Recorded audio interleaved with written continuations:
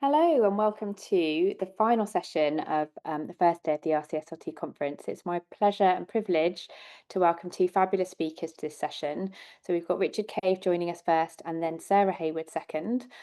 We have a live Q&A at the end, and we've decided, as the presentations are quite different, that if you've got any questions for Richard, we'll have 5 minutes at the end of his presentation for questions, and if you've got any questions for Sarah, we'll do the same with her and potentially have some time for a more informal chat or discussion after that. So please do post your questions in the questions tab on the right hand side of your screen as you go, or else I'll pick those up towards the end of Richard's session. So without further ado, I'm going to pass over to Richard Cave, who will introduce himself and his presentation to start this Thank, session. thank you so much, Kath. Really appreciate that. Hello, everyone. My name's Richard Cave. I'm a speech language therapist and director for the Centre of Digital Language Inclusion, or the CDLI, at UCL. So this is a short presentation about how artificial intelligence, or AI, is being used in augmentative and alternative communication, AAC for short, what the promise is with AI, and how we should ensure we understand both the strengths and the limitations of this exciting technology for our clients and for ourselves. Some of this is based on my own PhD and master's research. I'm going to talk about two of the four areas where AI is being used in AAC. And there's a lot to cover in 20 minutes, as I mentioned to Kath earlier. And if it goes wrong, it's my fault. Anyway, this is really the discussion, the start of the discussion, and I welcome your comments and questions later. There's been quite a lot of research on the promise of AI for AAC. AI technology is argued to have the potential to enable increased speed of AAC communication while maintaining authenticity of the message. AI may be able to do that by automatically generating more contextually accurate text suggestions based on what the AAC device itself may hear, see, or contextually recognize. Speed may be increased by reducing the requirement of manually typing phrases or needing to edit pre-stored messages. AI may also potentially reduce the cognitive effort of using AAC. It could automatically create appropriate AAC generated responses during an ongoing conversation, um, as well as utilizing AI to assess ambient noise and propose adjustments to speech volume and or voice, for example. I wanted to mention four areas where AAC is making an impact. Automated speech recognition. There are some products that are looking directly at improving the accuracy of speech recognition of speech that the technology companies call non-standard speech. But for us in the speech therapy world, speech with dysarthria, dysphonia, deaf speech, stuttering, speech sound disorders, and other descriptors. The second area is voice banking, which is a method of creating a synthetic approximation of a person's voice. This has been given significant focus with AI in 2025, and the authenticity of these voices, these generated voices, is argued to be hugely improved from what we are used to having available even from a year ago. The third area is about speed of communication using AAC. And for people that use AAC in daily life, the slow speed of communication has always been a problem. And there are a number of projects that are looking at speeding up AAC by using tools such as ChatGPT combined with personal information. The final area is about increasing the availability of technology like avatars that are increasingly lifelike digital representations of how, for example, people living with MND look or wish to look. This is a rapidly developing area in which we should talk about too. And finally, just as I was kind of writing this, that, we as a profession need to talk about brain computer interface technology, because there are trials in the UK happening right now, for people living with MND. And as a profession, we need to be more involved with this. At the end of the day, what do people want from technology for communication? And it may be what Anne Murphy beautifully calls social closeness, the potential for us all to be able to communicate in ways that maintain and grow social relationships that matter to us.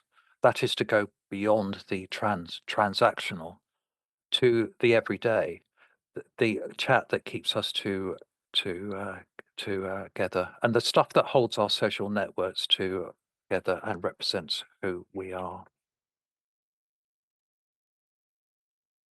So I'm just looking at the first two of these. This is speech recognition and voice banking. So there are some products that are looking directly at improving accuracy for speech recognition of non-standard speech. Um, Locke argued that communication has two main functions: propositional speech and intimate talking.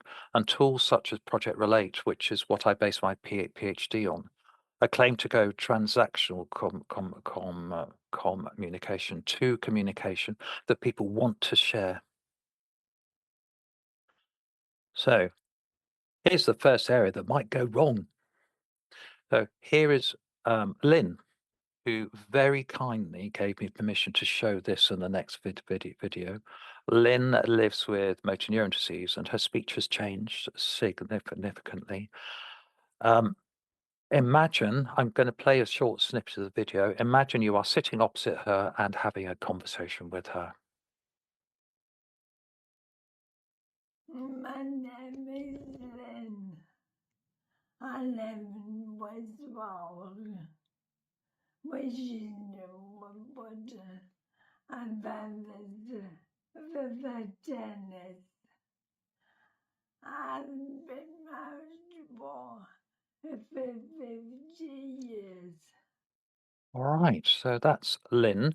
Just get a sense check on how you're feeling about having a conversation with her. I have to say, as a speech therapist myself, when I first met her, I found it a bit tricky. So now, Lynn, this is the same video, but with Project Relate, which is a way of creating a personalized speech recognition model that works in real time on her phone. She has recorded thousands of phrases to create that personalized speech recognition model. So my questions for you is, was all the work that Lynn did worth it to you as her conversational partner? And what else do you observe? My name is Lynn. I live in Westwall, which is Woodbury. I'm the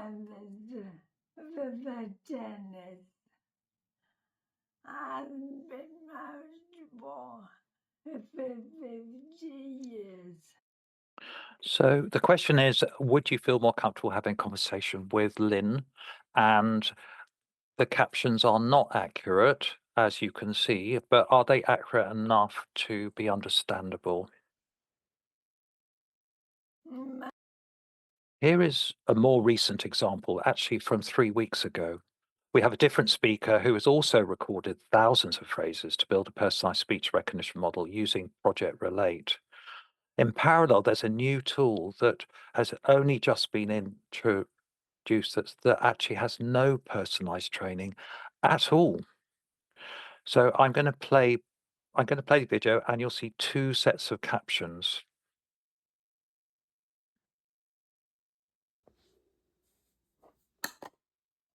Hello, I'm Jimmy Cancer. I've had a stroke and I have dyslexia.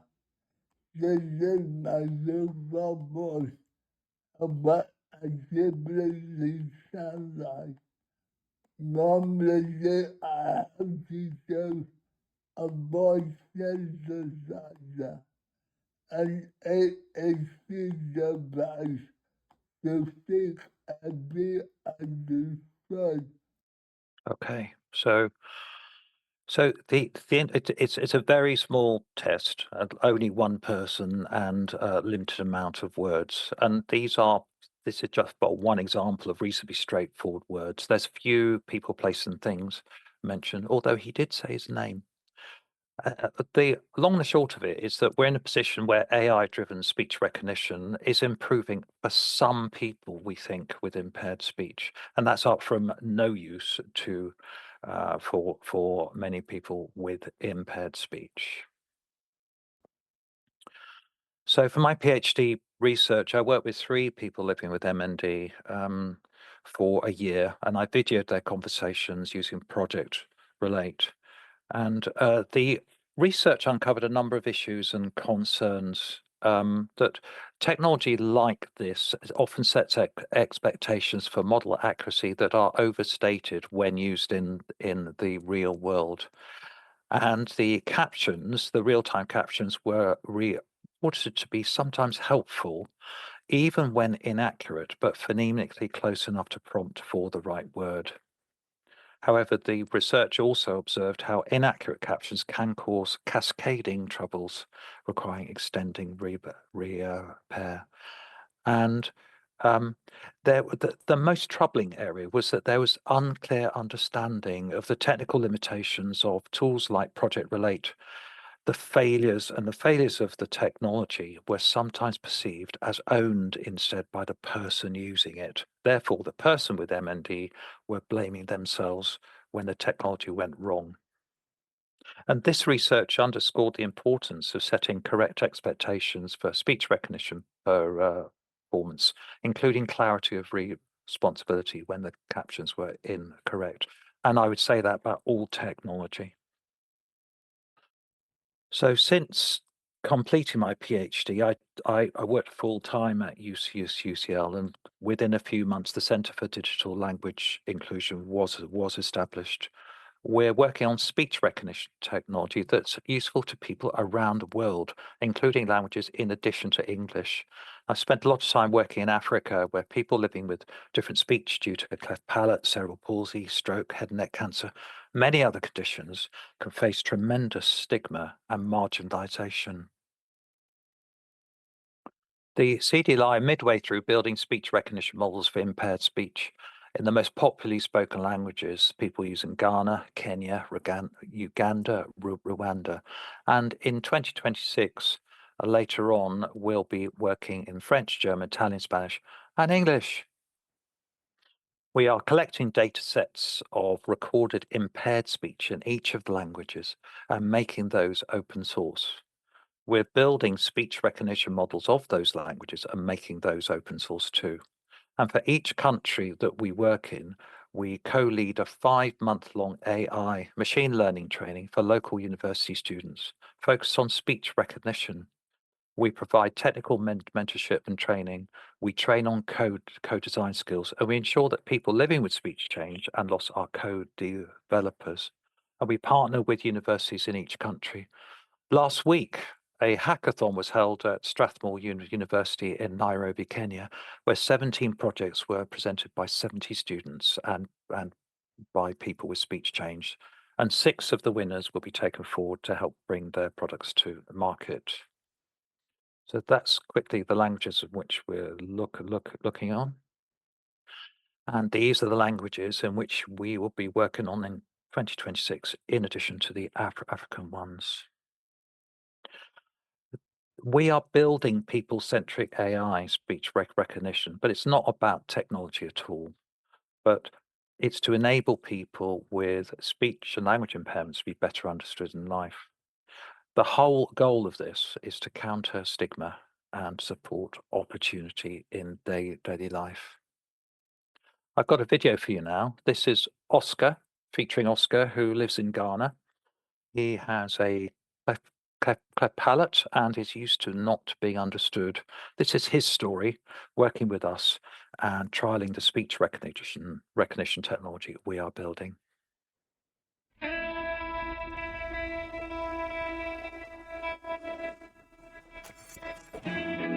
What an awesome minute, come around. Not exactly. What a normal. 未来从温泉原来我从我的right to nghe rất nhiều rồi còn em ai có lại what am I doing for the only usually we get not people so we need to find a way how to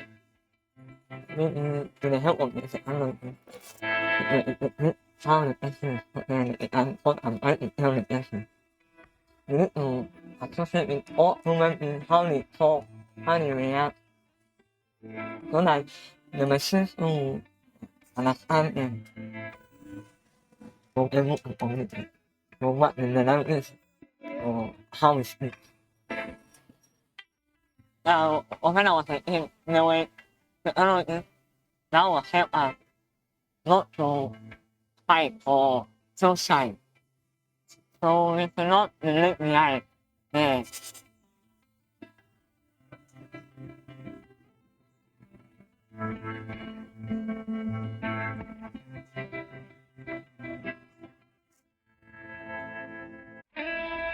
Okay, so that's that. So, yeah, counter stigma, support, opportunity. Let's move on to the second area, voice banking and AI. And I have to say, I've worked with clients that wish to bank their voice since 2017. And in 2018, I was so proud to say that of the first 100 clients I worked with, the average time to complete voice banking was 3 months each. Now it can be done in 30 seconds, but 10 minutes or more for the best quality. But here's the thing, not only is it quicker to create synthetic version, it's far more authentic than ever before. And this is what AI and voice banking has done. And I've never had so much positive feedback about the accuracy of the voices. There are lots of things to consider about this technology that I can't go into here, but we do need to talk about voice banking generally. So here is, let me have a look. So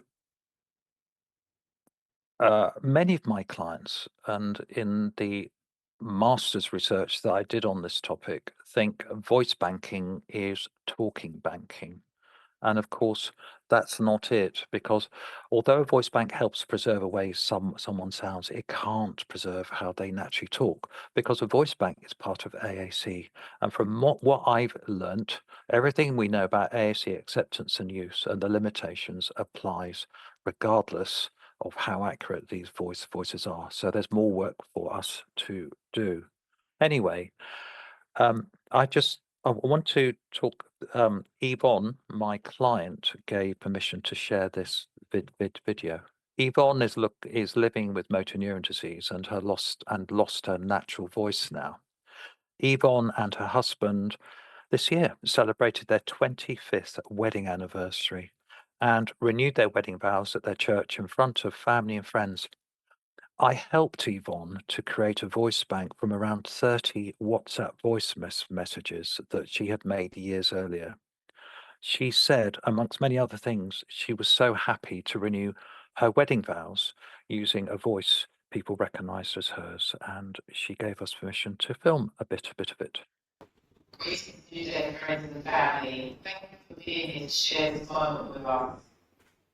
I am feeling a bit overwhelmed, but here goes. Today, I want to publicly declare my love and gratitude to my husband, Paul Alexander Johnson. I can proudly say out loud that we have celebrated 25 years of marriage.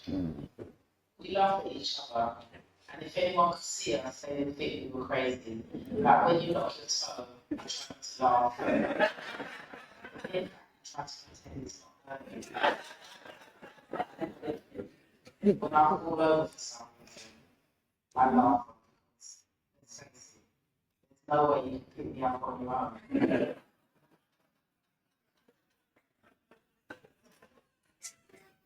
That's what God has done. Turn our union into sunshine, love, and laughter. Thank you, Lord. So today, Orville, I vow to continue to love you eternally. I will be there for you despite the battles of life you face.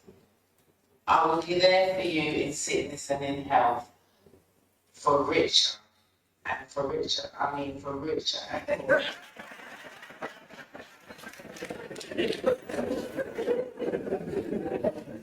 God is ready for us. We are joined at the hip. Yes. The scripture says, what therefore God hath joined together, let us start in 6. We have built a beautiful family over the last 28 years together. Let's continue our journey with the love of God in the midst.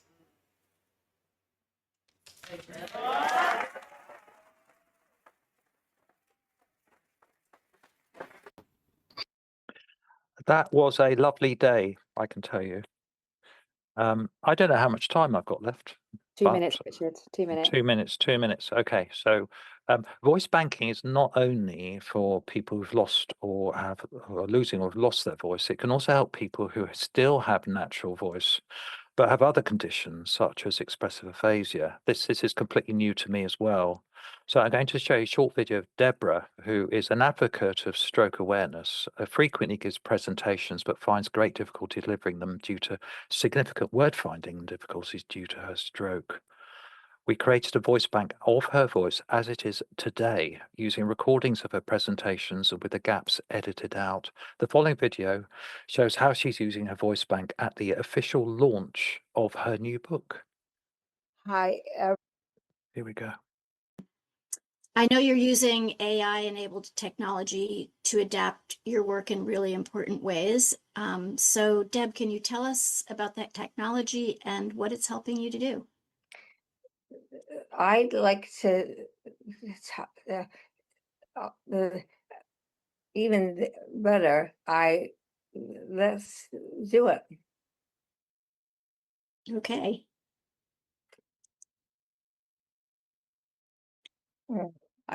Let me grab the audio. Yeah. That's a cue. Yeah. Just making sure it was open here. Hi, everyone. This is Deb again. Well, Deb talking to you with the help of Debatar, which is my voice clone. I loaded about 30 minutes of a talk I gave last fall into software by 11 Labs, and it created this voice clone. Now, I can load in any script I write, and Debatar can present for me in a voice that sounds, well, kind of like me. Why is this so helpful with aphasia? I've practiced so many hours to give a talk. Using Debatar, I can give more talks and hopefully make more impact. I can also use the practice time I save to do more things that make me happy. That helps me to stay healthy, both emotionally and physically. And Debatar also lets me talk about some things that are really hard for me. A few months ago, Steve and I were preparing for a podcast about grief. I was practicing over and over, as I have to do, and I was getting depressed, reliving some of the most difficult parts of my recovery journey. Steve did the podcast without me, but used Debatar so that my voice, not just my story, could help the audience understand how managing through grief is an important part of stroke recovery. Kind of sounded like it. I agree. I am so impressed. Yeah. Okay. Right. Well, I've come to the end. So I'm gonna stop sharing. I'm gonna say thank you so much for I'm very sorry I ran over. I'm a very bad man. So anyway, thank you for your patience. Not at all. I think would all agree that was definitely worth running over for. What a fantastic and inspirational talk. It's amazing to see how much the technology's developed in the past few years. I've got a colleague in Wales who uses an 11 Labs voice, and it's just remarkable how sort of there's something just more human about the fact it reflects something about him so much more closely than the off-the-shelf synthetic voices that we're used to hearing in AAC. Just before you start sharing, Sarah, I just wanted to check, there aren't any questions in the chat at the moment. So I don't know if anyone wanted to give any feedback directly to Richard right now, if we move on to Sarah, as we're a little bit better behind time. Yeah, my fault. No, not at all. Okay, Sarah, if you want to share your screen, we'll move on to your presentation and perhaps have time for a discussion at the end. Okay, hello everyone. Wow, so you've had some amazing presentation about innovation in AAC from Richard. Always hard to follow Richard, but I'm going to talk to you about kind of implementation, and I'll explain to you what we mean by that as we go forward. I know that the one thing that Richard and I would both firmly agree on is that technology is all very well, but what matters to both of us are the relationships that we build with the people that we work with, and that's been the focus of my PhD. And I know that Richard and I would both 100% ascribe to that view. So my name's Sarah Hayward. I also work at UCL like Richard. I also work for Oxley's NHS Foundation Trust, and I'm going to share a part of my PhD work with you today. And you can see my supervisors there, Professor Stephen Block and Dr. Daniel Hayes. And I'm, excuse me, I'm funded by the Economic and Social Research Council. So my work is all about how we collaborate with the parents of young children who may benefit from AAC. And the study I'm going to share is about using implementation strategies to develop an intervention to boost SLT's abilities to work collaboratively. So implementation strategies are all about getting evidence-based practice into our clinics and into our practice. And it's a kind of systematic way of trying to do that. So the presentation may not answer your questions about how to work collaboratively entirely as yet, but I'm going to give you some ideas about the process and some thoughts to get you started. And then I hope to be back and present some a later date. Okay. So previous research exploring the barriers and facilitators of AAC uptake have identified a range of factors which kind of influence whether people adopt and then use AAC. And among these barriers, quite significant factors are to do with the environment, which is nothing to do with the device or the particular bit of technology, or to do with the disability of the person, but they relate to attitudes, supports, and relationships, and how these can lead to the abandonment, and I don't like that word, so I put it in inverted commas, of AAC. So why don't I like the word abandonment? I think it kind of carries a sense that perhaps families are somehow to blame when they choose not to use AAC.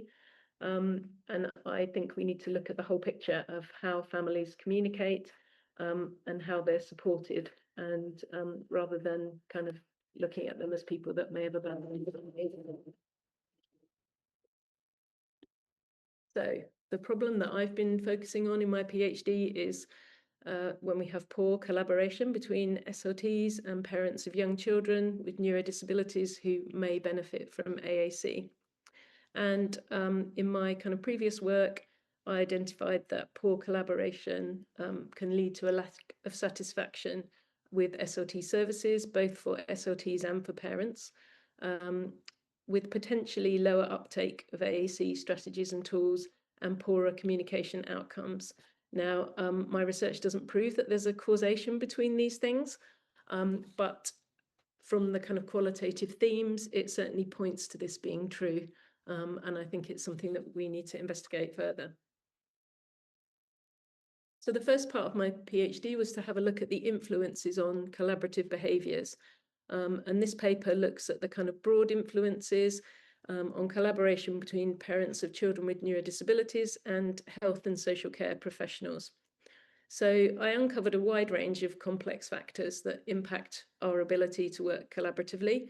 So everything from kind of social policy, organisation of services, parents' activism, relationship building, lots of different things. And all of these influence how SLTs and parents behave when we meet in a clinical encounter. And I strongly believe that both parties genuinely want to collaborate. SLTs do and families do too. But we are often influenced into behaving in ways which are not collaborative by the kind of cultures and the pressure on us and the environment around us. And so what I've wanted to do is to develop an intervention to help SLTs kind of reflect on this and to have some strategies to help them. Okay. So I've said that adopting evidence-based clinical practice needs health professionals to kind of change their behaviour. So interventions drawing on the science of behaviour change might be needed to promote the adoption of evidence-based practices. And we all have multiple influences which affect how we behave, and they may stop us acting in line with our values and beliefs. So when I think about behaviour change, I think about it as a way not to kind of coerce people into doing things that they don't believe in, but as a way to kind of help people align their practice with their values and with their beliefs, which I think is what we'd all want to do. So in a previous study for my PhD, we collected a large set of kind of barriers and facilitators to collaboration from both SLTs and parents. And then I adopted these behaviour change methods, which were developed at UCL by Susan Mickey and many other collaborators. And these were used to analyse these barriers and facilitators in terms of the behaviours that they represent. So I've been looking at the sources of behaviour and what might influence the way in which SLTs behave. And I'm going to tell you these two wheels in a minute and kind of unpack them for you. So the majority of the barriers and facilitators in my data related to individual SLT factors. So either things that SLTs do or things that influence the way that they behave. And this was partly a result of the way that my data was collected, because we were focusing on collaboration rather than focusing on the uptake of AAC more broadly. So a bit different to those previous studies that I showed you. So just to give you some examples, a barrier might be that SLTs have limited knowledge of the evidence base around AAC. And I think I've certainly had that opinion expressed in my data. A barrier for parents might be anxiety about the length of time their child is taking to respond to AAC. Barriers that might arise because of the child could be that their condition deteriorates or they have a change in circumstances. To do with the organisation, people talked about lack of joined up processes between services. I'm sure we could all relate to that. And economic and political factors, things around the kind of services are distributed across the country and the kind of lack of equity in accessing AAC services. So these were some of the issues that came out in the data. So just to talk to you a little bit more about these models, I'm sure some of you have seen them before. When we think about changing behaviour or influencing behaviour, we can start with this COM-B model, which is on the left here, which is a simple framework to help us understand the things that might influence the way that we behave. So capability, which is both physical and psychological, opportunity, which is both physical and social, and motivation, which is automatic and reflective, are conceptualized as the three essential things that determine our behaviors.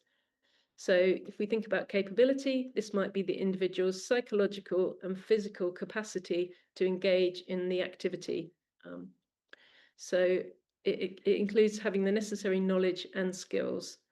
So if we're wanting to help someone to change their capability, we might be wanting to provide some education or some training to help change their knowledge and skills.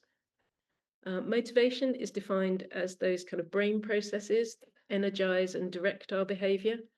So it includes things like habits, our emotional responses, as well as our kind of analytical decision making. And then finally, opportunity is defined as all those factors that kind of lie outside of us as individuals that make that behavior possible or prompt it or make it difficult.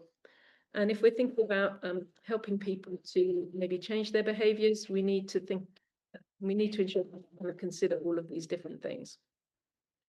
So on the right there, the behavior change wheel is a synthesis of many different frameworks of behavior change, which were identified in kind of broad literature reviews.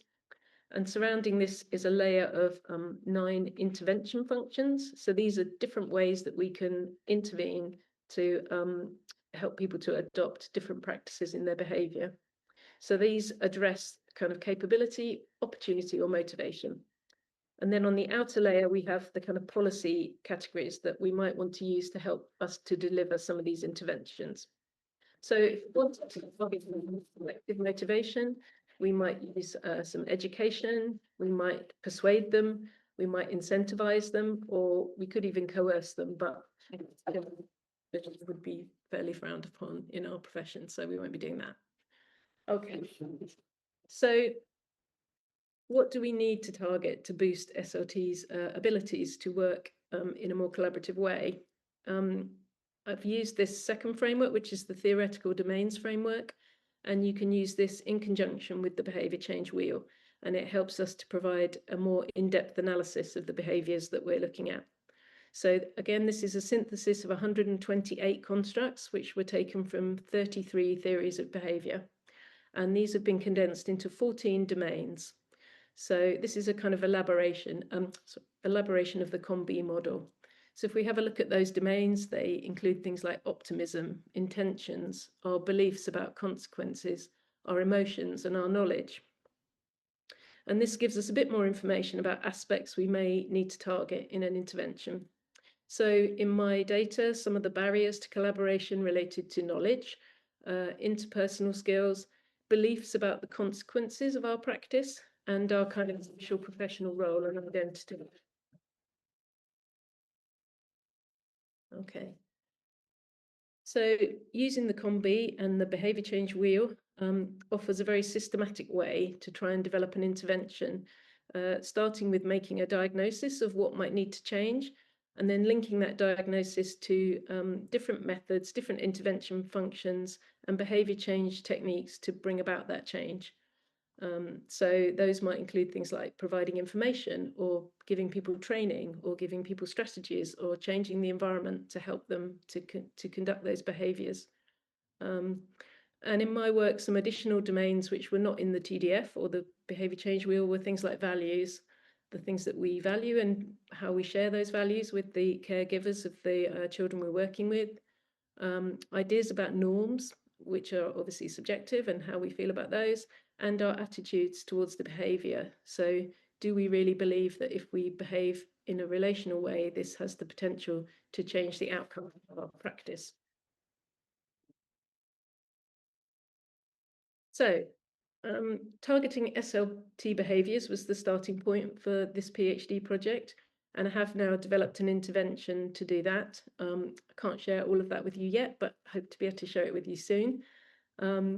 But I'm still aware that there are multiple external factors which influence our behaviour, and so not everything is under our individual control.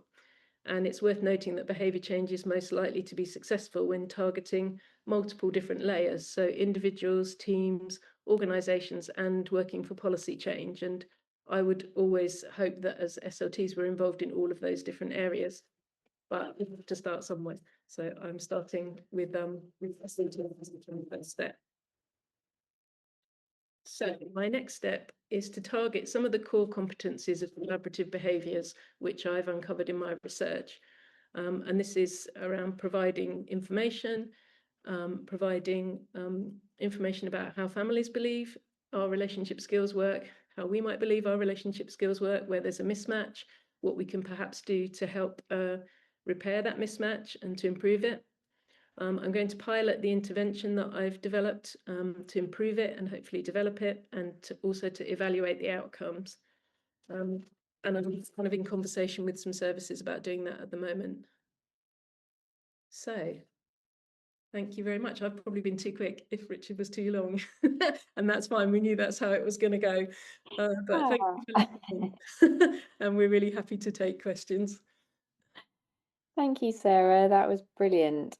So clear, your description of COM-B, and I think it's a really helpful reminder for us all to think about some of the frameworks and things that can help guide us in our practice and help guide us to take people through maybe changes to attitudes, beliefs, and really engaging practice. So I apologise to people who did ask questions for Richard. I didn't have access to them, but luckily we've got 14 minutes now for Q&A, so we can go through some of the questions we've got up, and please do post your questions for Sarah too in the same place, and we'll come to those. So if we start with questions for Richard, because they've been here for a little while. There are quite a few, so I don't know if you've seen, Richard. I've tried to sort of theme them a little bit. Okay. There were questions around signposting people maybe to information about the process for voice banking in terms of what sort of pathways are available, what sort of funding do people need, and how do people sort of find out more information, I suppose, about going about that voice banking. Yes, a lot of questions and all really good ones as well, because it's not so easy because things are changing so quickly. And as you rightly mentioned, Kath, about 11 Labs, that it's like the interest is huge, and it wasn't here a year ago, and now it's here. And more than 700 people living with MND, as far as I know, have used it already, which is just for that community is massive. So I'm just going to write down. Why not email me, and I will point you in the right direction. So this voice banking, this technology that I demoed, which is 11 Labs, is free. It's completely free, and not only for people with MND, but for all etiologies where there is speech change and loss. So, yeah. So please email me, and I will signpost you to the right people, depending on supporting people, family, carers to engage with voice banking. I'm running, I hope, monthly kind of voice banking sessions online, which you're more than welcome to join. And there is a global forum for all things voice banking, in which everybody is welcome to join. All I'd say is we're all learning, and because we are in a new world here, but genuinely, I'm as busy as you are, and I don't have time either, but I have time for this because the feedback I'm getting from my clients like Yvonne and Deborah, I have never heard before. Ethics and data ownership. That's quite a big one. I think there's quite a few people, and I think that's true around a lot of AI It is. solutions now, isn't it? This big question mark around ethics. Yeah. So all I say is that these voice clones are owned by the people themselves. They're password protected. And in terms of AI, AI creates big models, data models in which people can choose to contribute to or not. And when I work with somebody using 11 Labs, there is an option to switch off access and say, I don't want to share anything at all, thanks. And so it's just one button and switched off. These concerns are highly valid because AI works on data, but in terms of digital ownership, that voice is the client's, and they can do whatever they want.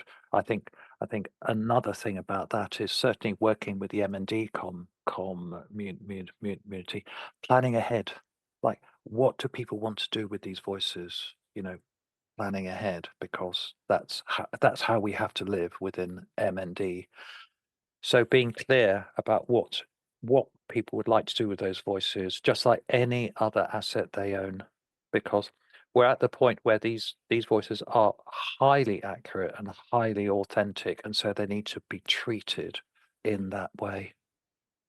That sort of segues a little bit into supporting families and carers, I think, because something around supporting people to have conversations around thinking around voice banking, but then there's also that quite sensitive conversation, I imagine, about what to do with that voice when the person maybe isn't around anymore. Yeah. I mean, it comes up a lot, and it comes up a lot globally.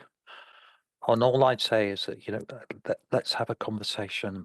It's more important than it's ever been, and let the person be very clear about what they want and actually what they don't want. Like, there was one example where a family member wanted to have the person's, that they've just lost, speak at their own wake. And so these are considerations that I haven't come across too many times before. And so the question is, has the person given permission for that to happen? If they have, fine. So it's just, how do patients and people feel about their cloned voices? Pretty good. But what I would say is that this is all part of AAC. And so this discussion about getting their voice back and getting their talking back is in sharp relief now, because these voices they are genuinely highly accurate, but they come through AAC. And all the things we know about AAC, acceptance, rejection, all that stuff, in my view, still applies. And so it's just good to have a conversation. And that's why part of my presentation was about speech recognition, because Mm. people just want to talk and they want to be understood. And so that, I think, is part of the discussion around voice banking as well. That's lovely, thank you. And I think that sort of segues quite nicely onto your work, Sarah, there, doesn't it? That idea of how voice banking sits within the wider piece around how we support people with AAC and how we work alongside families and parents in particular. So there was some questions around a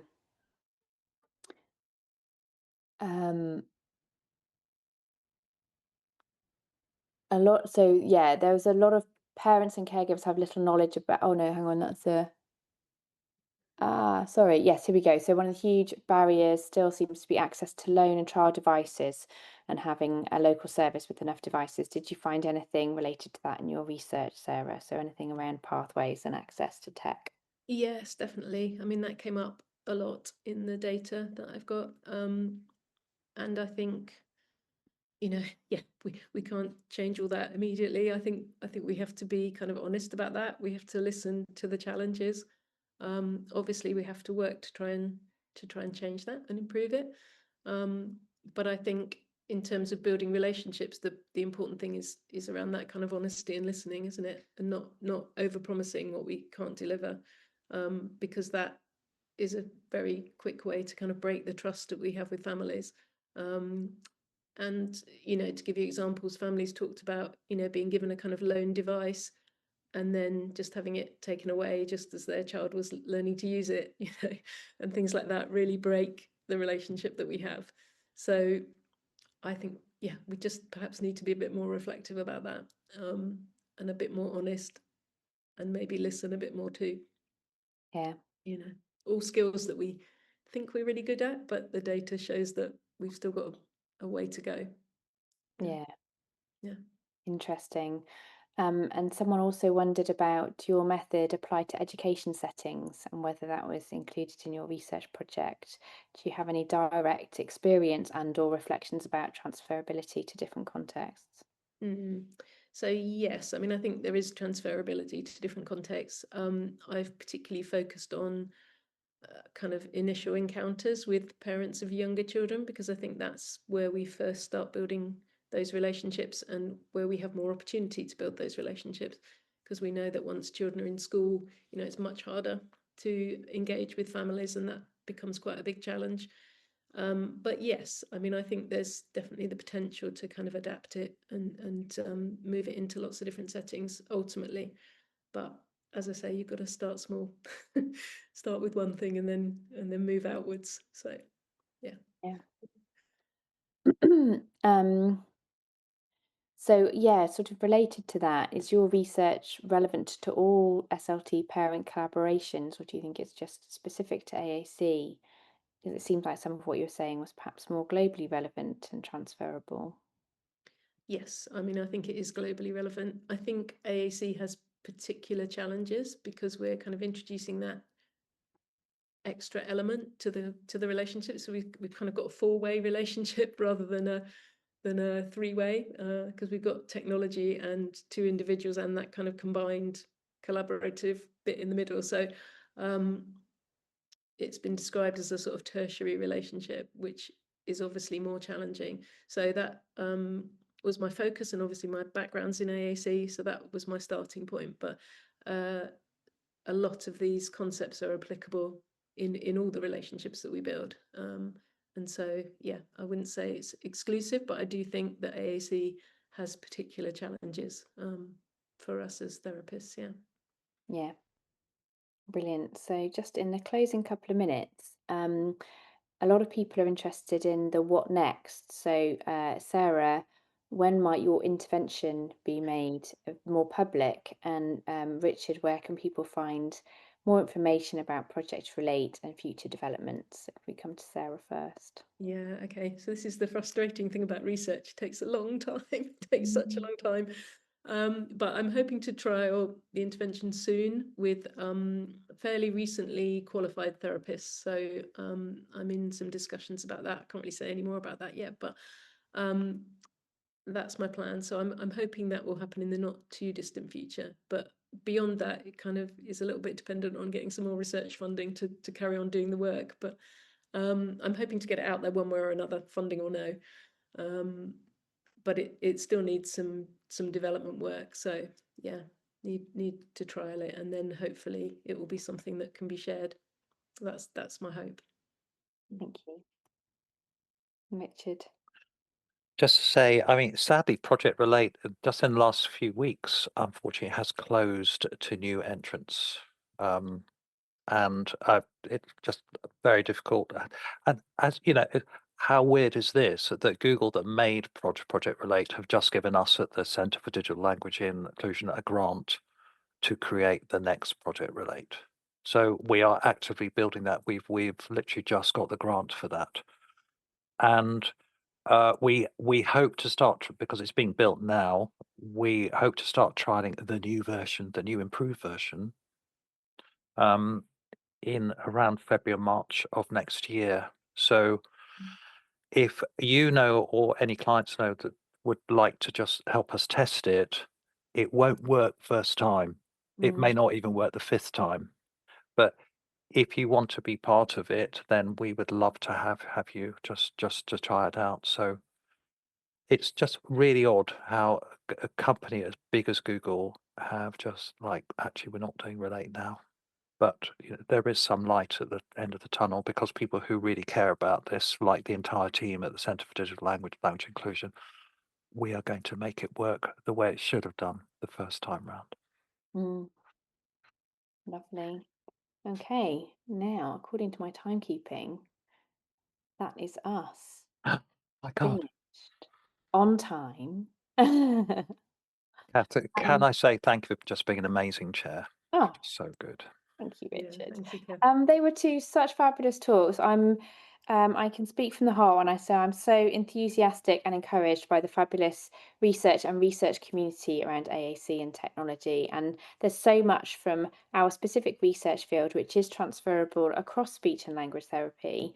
And as technology grows and has an increasing impact on us socially, and there's all sorts of ethical questions could have asked you around social closeness and technology, Richard, but that's for another conversation.